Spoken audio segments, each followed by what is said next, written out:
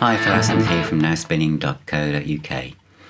On this video I'm going to look at classic compilations from the 70s. Nowadays we just go to Spotify and check out anything we wanted to hear, whether someone's playlist or just we hear about a band and we just go and research them, play a few tracks and then decide, yeah, I like that, I'm going to buy it.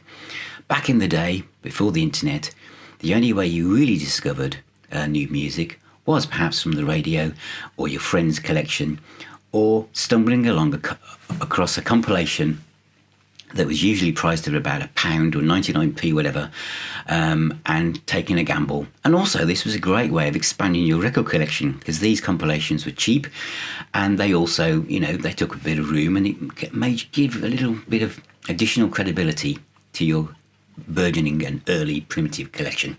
And one of the first ones I bought was this, The Age of Atlantic, which featured various bands from the Atlantic Records.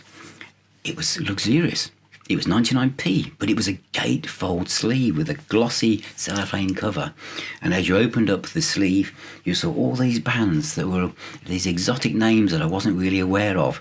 MC5, Buffalo Springfield, Vanilla Fudge, Iron Butterfly, Delaney and Bonnie, Yes, Dr. John, Dada, Led Zeppelin, Cold Blood, and then the Allman Brothers.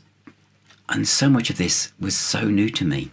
Also thought that the artwork, that some thought had gone into this, creating it all out of plasticine with these models on the front and all the band's logos, the kind of plasticine Iron Butterfly.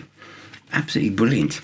And the track sequencing, they didn't start with Led Zeppelin, which you would think they would now. They started with Delaney and Bonnie, which featured Eric Clapton, Coming Home. MC5 from back in the USA, they chose Tonight. Great track. The Allman Brothers, Black Hearted Woman. Oh, isn't that a great track? The kind of, the one line of vocals, then a line of lead guitar. It's just brilliant. That triggered a response with me and got me into the Allman Brothers. I just love that. Yes, Survival. I think that was my first exposure to Yes. I didn't really know much about them at that point. Cold Blood. I'd never heard of them, but I've got quite a few Cold Blood albums now. What a great vocalist she was. Fantastic. And then Led Zeppelin, Whole Lot of Love. Tucked away at the end of side one. Seems odd now, but then, of course, they were just pushing the whole catalogue. Side 2 opens with Iron Butterfly's Termination, which is from Angela Davida, which you've seen on my Iron Butterfly video. Dada features Okie Brooks and Robert Palmer, I believe, and it's a slowed down version of the Rolling Stones classic Last Time. I think that's one of the only tracks on here where I still don't own the album. Led Zeppelin Communication Breakdown, that was my first exposure to that album from this compilation. Dr. John, Wash Mama Wash.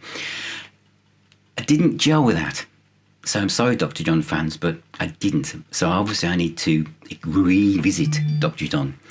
Vanilla Fudge, Need Love, from the album Rock and Roll. To me, the best thing Vanilla Fudge ever laid down. That keyboard, Hammond organ solo in the middle of all that chaos in the middle of the track, and the absolutely pained vocal delivery. You know this guy needs love. Oh, it's absolutely brilliant. And then we kind of roll out with Buffalo Springfield's Broken Arrow, which is an epic song in several sections, and it's just beautiful. So I still play this. Obviously I could put the playlist together on Spotify now, but I still think it's a wonderful compilation, and I shall revisit other 70s compilations in due course. But thank you for watching. Thank you to all our supporters and patrons. Thanks especially to Chris and Jeff, and I'll see you on the next one. Thanks so much.